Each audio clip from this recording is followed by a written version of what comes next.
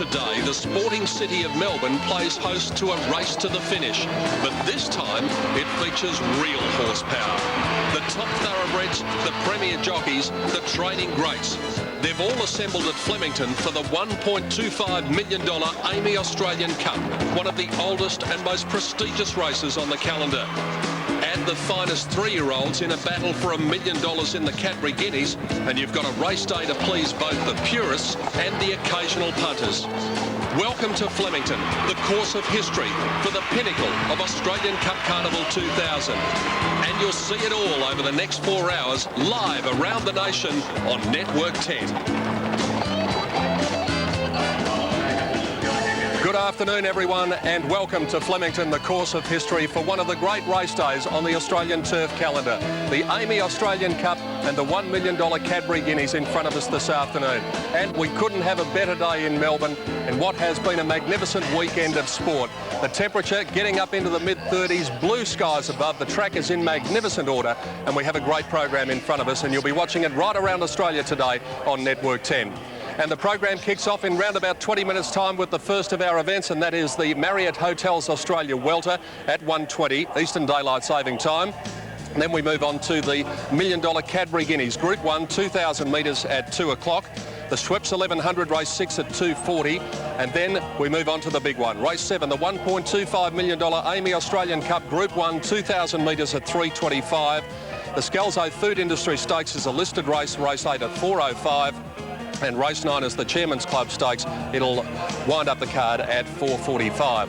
Let's have a look at the dividends and what has happened for earlier races. We've already had 3 races here at Flemington, and going back to the first, and it was a good result for the bookmakers. Slipstream getting up at 15 to 1, paying $21.90 and $7 on Super Tab, defeating Toorak Thunder 7 to 2, and Blab third at 3 to 1.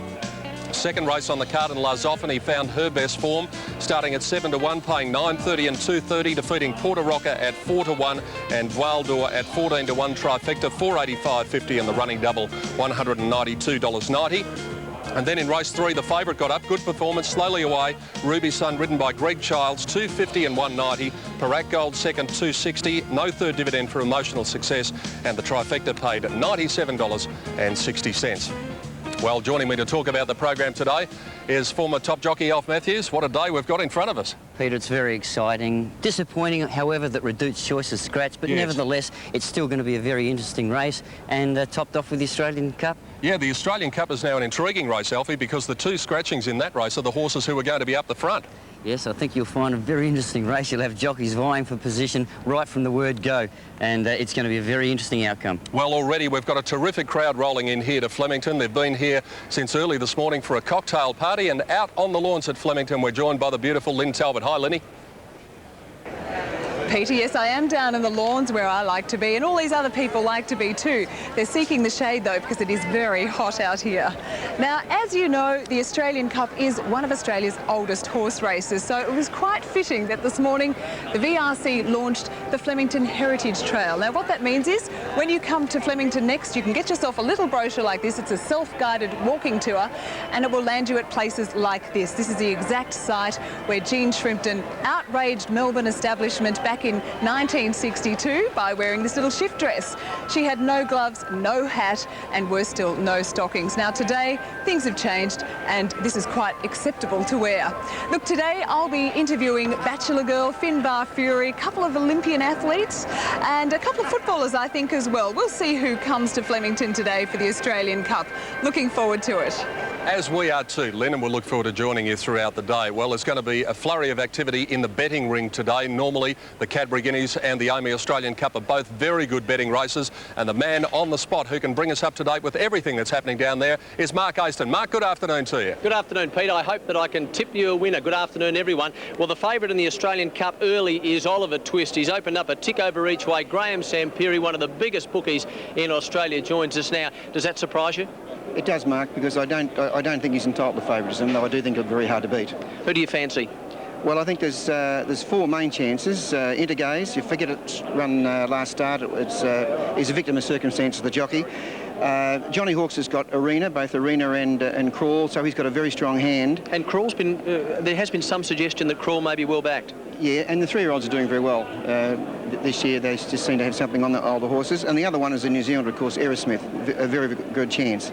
But what's happened with the scratchings of the two, Raw Voyage and Umrum, the pace has gone out of the race, which really means that I think Superb will probably lead. It may get it very easy, which gives it a good chance. And Oliver Twist should probably sit up box seat on top of it, which may even help its chance. Very quickly, who do you fancy? If I was having a bet, I'd back Crawl each way. Good on you, Graham. Thanks. Graham Sampiri there, Pete. He's one of the biggest bookies in Australia, and he said he needs to have a yak to you about something about last year and an outstanding bet. Not sure what he meant by that. Oh, yes, I've got creditors everywhere. Don't worry about that, Mark Aston. Thank you very much. And Mark will be out and about, and also with the winning interviews after each and every race today. Well, the all-important track condition, it was in magnificent order for Newmarket Day here on Saturday. I think it'll only be better today.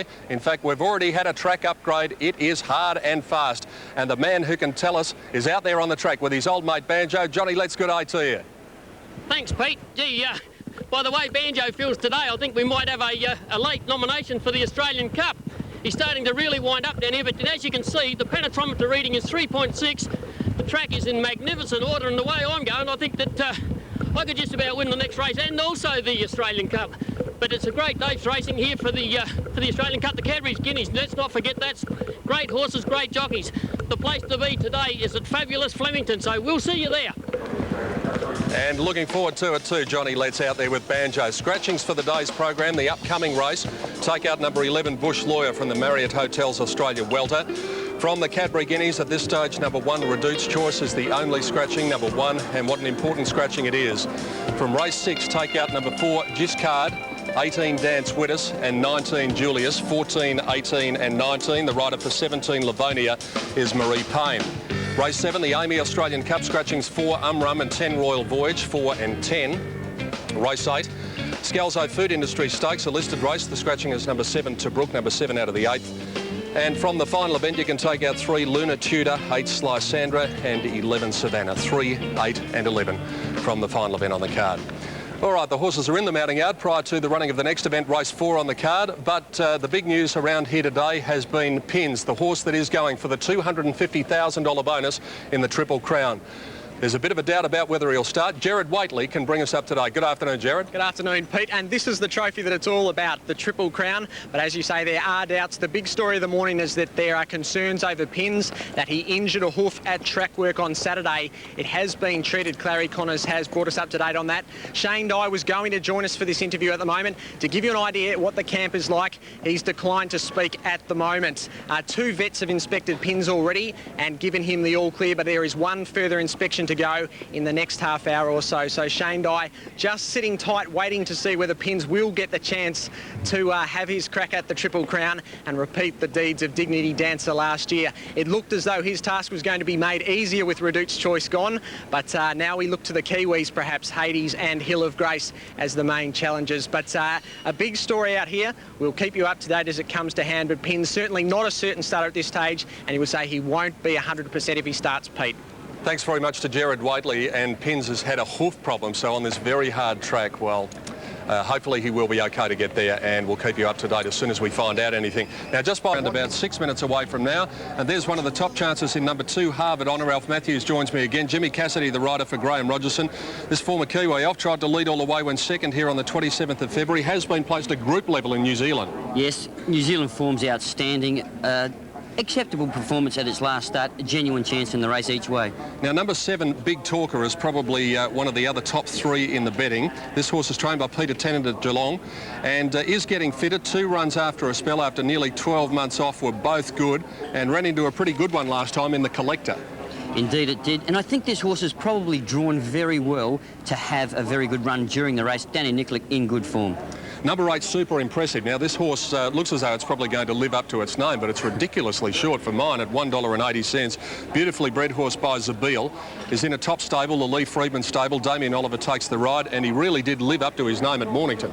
They often say it's better than bank interest, Peter. Yeah, well, that's true, but $1.80 for mine is not value a horse coming to town for the first time. Not value for me either, but nevertheless. I think he'll probably win. Yeah, so it's hard to see him getting beat. I just think Damien's probably going to control the race from where he's drawn. OK, so I think what we need to do here is, with Super Impressive being so short, we'll look through just a couple of the others and see if we can find maybe a, trifecta chance, perhaps number 4, Classic Secret, as we look at Super Impressive going to the gates. Yeah, well, he does look a picture, doesn't he, in himself. But, look, yeah, Classic Secret, I think its form's been outstanding. You know, it's won at 2 at Ballarat and it went to Bairnsdale and won again. You know, I think it's a cheeky chance at good odds. And perhaps number 1, Blazing Steel, might also have some sort of rough chance in the race. And has done well since it went down to Tasmania. OK, let's have a look at the map. They'll be starting here from the 1,700 metres, which is over by the river. They've got a good long run to the first turn. Now, this is not a big field of only 10, so you'd expect every one of those horses will have a posse by the time they get to the 1,400 metre turn.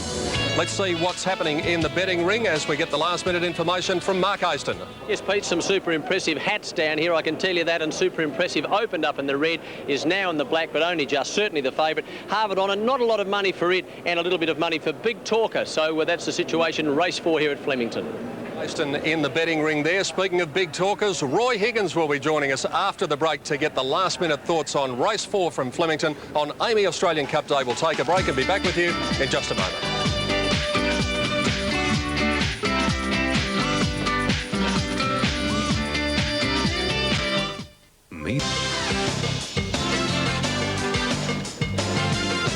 Runners moving up for the 4th at Flemington, as they do. Roy Higgins has obviously been eating up over the weekend because he's grown a foot since I saw him last on Saturday. Roy, what are your thoughts on the 4th? I'm hot up here, I know that. Well named the favourite here in number 8, Super Impressive. That's exactly how he looked. He looks excellent in the yard. The 2 here in Harvard Honour, nice horse, has improved. And Mr. Metrofelli, bit of value there, number 3. I marked him 8, 2, 3. Roy Higgins, courtesy of Sport 927, who'll be joining us throughout the day, and just a couple to move in here, including the favourite Super Impressive, which is coming up from the Lee Freedman stable, and it is currently showing $1.90 on Super Tab for a $1 investment. So as they get set over by the Maribyrnong River for the first of our races for telecast on Cadbury Guineas and AAMI Australian Cup Day, let's go up to the commentary box and Brian Martin. Line is good, Super Impressive at short odds. They're off and running this time. And over on the inside, further, Mr. Machiavelli and Big Talker left the gate quickly. Super Impressive was 5th early, going around a Classic Secret when they settle down. And there's Harvard Honour showing good speed, working around the outside, and with it now Regal Cutter. Regal Cutter led now from Harvard Honour, 2.5 Mr. Machiavelli, a length Classic Secret. 2 lengths further back, Big Talker, followed by Super Impressive, who settles 6th. On the outside of Fibra, a length and a half further back in the race came Blazing Steel, followed by Master Ponton.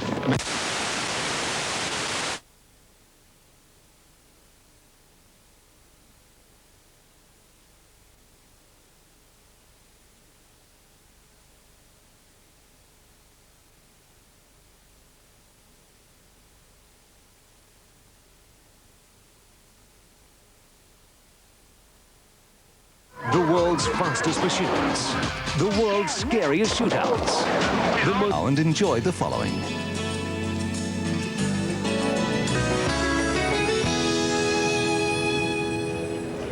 Ah, yes, they look nice and tranquil out there in the paddock, don't they? Well, I wish we could say the same for us here at Flemington. We do apologise, ladies and gentlemen, but right through the middle of that race, Flemington Racecourse was hit by a massive power blackout.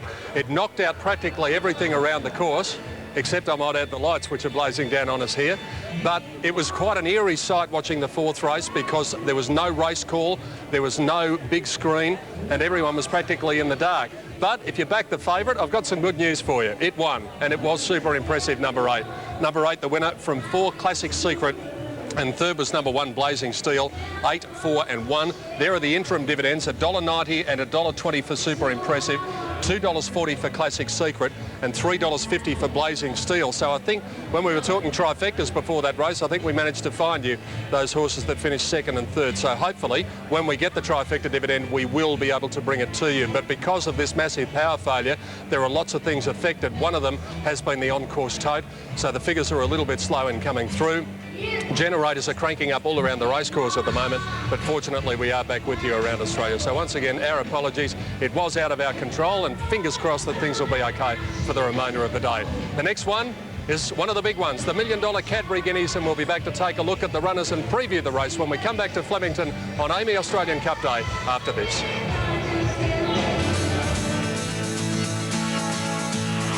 Running in the Guineas, Dry Humour first to leave it. In advance there of Don Pascal, who banded out quickly, and so did Hurricane Sky. Beginning Wilson covered over on the outsider. I was in the lap of the gods that day. I was almost looking up and praying because, as I said, I hadn't had much luck on him in the first two. Humour back behind the Barishnikova, and then Dennis Singer and Blevix a long way back as they come to the 250. Hurricane Sky is joining St Covered as they come down past the 200. Hurricane Sky and Don Pasquale is down the outside, and Barishnikova is finishing very fast along the inside. He didn't have a lot of luck middly in the third leg, but he got the split and got the brakes, and I took the punt to stick with the inside, and he showed his class beating Hurricane Sky in some cup that year. Yeah, a bit of pressure going into the race, looking to be the first horse to win the Triple Crown, but on paper he looked to have a bit on him. And to the front, lead a length and a half to Dignity Dancer, who's racing a little ungenerously, getting his head up, and Sky Heights has gone around the outside of him. Dignity Dancer now third on the outside of it. Then came Greenstone Charm, 2 lengths further back, Delirious, 1.5 lengths last of all. He was always looking for the bigger track, and I think he showed his real class that day by running time and getting away from Mossman. Dignity Dancer's getting a beautiful run on the inside of Greenstone Charm. 2 lengths further back, Delirious, and a half the outside is Lease as they go to the 700-metre mark. No change. Mosman with Di dictating his terms, nearly a length in front from Sky Heights, and Greenstone Charm is hanging badly on Childs. He's run out wide. Something's amiss with Greenstone Charm. And then going into the last leg, well, it's always pressure trying to win the third one and trying to be the first horse to do it. And I was very proud. It was great. It was a team effort. Dignity Dancer ranging up on the outside. Then Sky Heights and further back Lease. Mosman's a neck in front. Dignity Dancer's got on terms with him. They're going stride for stride. Dignity Dancer's got his head in front. There's a pot of gold for him at the end of the rainbow. Yes, he'll do it. He gets the Triple Crown. Dignity Dancer. 3/4 Mosman, a length away, third Lease. All he wanted was a little bit of luck and running. Everything went right. He run the time and got away to beat Mossman, I think, a length and a half. Yes, Dignity Dancer taking out the $250,000 Triple Crown bonus 12 months ago. Will Pins be able to do it again in the Cadbury Guineas 2000? We'll find out in a little less than quarter of an hour. Well, as I said, normally the big 2 races today, the Cadbury Guineas and also the AAMI Australian Cup, are very good betting races. Let's find out what's been happening in the betting ring with Mark Aston, who's got a couple of old flames with him, I think. Thank you very much for that, Peter. It is a fantastic betting race. Pins has opened up extremely short. Freemason, Hades and also Oval Office are at each way odds, and then Hill of Grace. And madam, what are you going to be backing in the Cadbury Guineas? For an omen, the Hill of Grace. That's an omen bet. And what might your name be? Helen. It's Helen, is it? All right, and Super Impressive, Peter, by the way, was super impressive in the previous race, and bookies here, I can tell you, had an absolute blackout. Yes, it started 10-9 favourite, Mark, so it was not a very good result for the bookmakers. They're hoping they might be able to get something back here in the Cadbury Guineas. Well, throughout the week, Gerard Whateley has been at the track trying to make the task of picking the Cadbury Guineas winner that little bit easier. Here's his report. Only one horse has completed the 3-year-old Triple Crown for males, the mighty Dignity Dancer last year. But Clary Connor's Pin stands on the verge of repeating history. His Melbourne Autumn has been impeccable. Pins moved up to go. Buzz Lightyear put his head in front, and then Diatribe getting out to the middle of the track, but Pins has exploded away. He's racing clear, and Pins has won it brilliantly. Diatribe or Oval Office, who ran on very well. A photo. The first leg down, the second claimed with ridiculous ease. Where Trousers is being tackled by Pins, he's travelling beautifully. Diatribe third, followed by Troubadour. Crawl down the outside with Oval Office, but Pins at the 150, broken right away from them. Oval Office is getting into second, 3 lengths away, and then Diatribe and Crawl. But Pins is 3 lengths in front and holds it comfortably, and Pins takes it out by a length and a quarter on the line. The horse with the credentials at the distance is Freemasons, particularly given his run a week ago. BJ's battling a bit, Chief Scout on the outside, and now Kahlua Gold and Tahita Gold is getting up on the inside, but Manor Hill out wide is in front. Here's Freemasons bobbing them out wide. They're right across the track. Manor Hill and Freemason have hit it together. It's a good win at Caulfield. You know, the 2,000 metres at Flemington is certainly going to help, and just hope for a little bit of pace in the race. And it was a pretty good run, and you know, he's got all the form around Blackfriars and the Derby and things like that, so they won't want to be loafing. They'll know he's there. At Adding to the Hawks' strength, the VRC Oaks winner Tributes back to the expanses of Flemington. Tributes is in hot pursuit though. Tributes is after My Sienna. Shazoo fighting back the inside. It's Shazoo and My Sienna and Tributes joining in. My Sienna in front. Tributes is cutting it down the outside for the gouch. Tributes took the lead 50 out and Tributes is going to win it. Tributes first, 3/4 of a length. Just wish it was a mile and a half, but it's not. But this race will top her off great for the Moonee Valley Oaks. But yeah, you're right, Flemington 2,000 metres. It's certainly going to be up her alley, and she's still not 110% yet. But you know, she'll want to start to be working along nice now.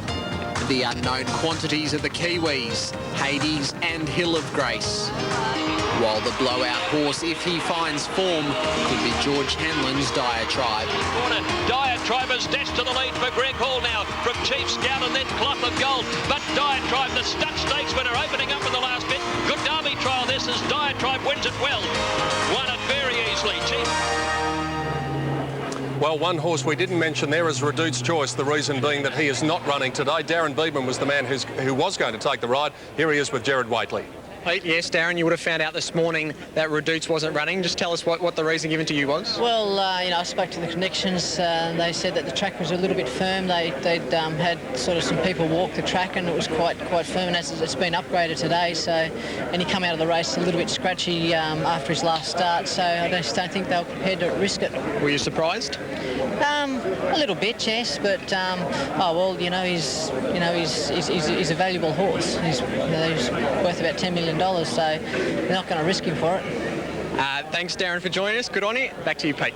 Thanks very much to Jared. Thanks to Darren Beedman for his time. Now, the 7 runners are in the yard. Let's take a look at them with Alfie Matthews, starting off with the horse that could be first prize richer, and that is $617,500 plus the bonus of $250,000. Pins, trained by Clary Connors, to be ridden by Shane Dye, looking to win the Triple Crown as Dignity Dancer did last year. Alf, the only query that I had was the 2,000 metres. Yeah, well, I think your query's justified. Its pedigree really doesn't suggest that it can get this sort of ground, but the thing about this particular race is that there is no genuine speed. Shane will be able to jump out the gates. It should be a walk in the park for the first 1,600 metres of this race, basically, or the first 1,400 metres, and just a sprint home. It's whether somebody's got the courage to challenge him in the early part of the race. A field of 7 will normally be a race of tactics, and I don't think this one is going to be any exception. And there is Clary Connors. He must be a bit of a worried man because the stories have been circulating about how the horse is. 2 vets have had a look at the horse, but I can tell you, Alfie, when Pins gets to the barrier, there will be another vet inspection. Yeah, it's surprising, isn't it? You'd expect that, you know, some 2 hours ago now that 2 vets would have known the actual problem, and they're still sort of playing, you know, around with him at this point in time. But, yep, when he gets to the gates, we'll know more, I suppose. But he's still got to be considered a very genuine chance because of the fact he's going to do all the dictating. There's number 3, Diatribe. The rider is Jimmy Cassidy for George Hanlon. This horse won the Amy Vase going back late last year and finished 3rd in the Derby in the spring. He is a very honest horse, but I think he lacks that touch of brilliance. Yes, I think you're quite right there. But the thing that I like about this horse is that Jimmy Cassidy just might be that guy to take up something or take up the initiative and create something that may happen at an early part of the race. Interesting to note that he's got a bandage on his near foreleg today, Diatribe. Number 4 is Freemason. Darren Gauci, the rider for the powerful John Hawkes stable, finished 4th in the Derby last year, and what an amazing performance this was in the race at Caulfield. Last at the 200 and got up to win. Yeah, given that the track was given out as good, but I thought it was just a little bit worse than that. It covered a little bit of ground, but did run on very well. The extra 400 metres is going to assist him. He'll be finishing on very hard. And as usual, with every horse that John Hawkes brings to the races, he looks magnificent. He does. Now, the query horse, number 5, Hades. This horse is the New Zealand Derby winner, to be ridden by Vinnie Colgan for Roger James. Has never finished further back than 2nd. Didn't get here until Friday. There was a bit of a question mark right up until the last minute as to whether he was going to come or not. Yeah, well, you know, I've tried to get out as many tapes as I can concerning this horse. I saw him win the Derby, and look, it was a courageous effort, but there just doesn't seem to be any dash about this particular horse, and I think he might be a genuine 1.5 mile, 2,500 metre horse rather than the 2,000 the way this race will be run today. Now, number 6, Oval Office, Alfie, is a genuine chance here. Danny Brereton, the rider for Colin Little. I remember this horse put up a sterling effort in the Caulfield Guineas when he flew home from the back and ran 4th.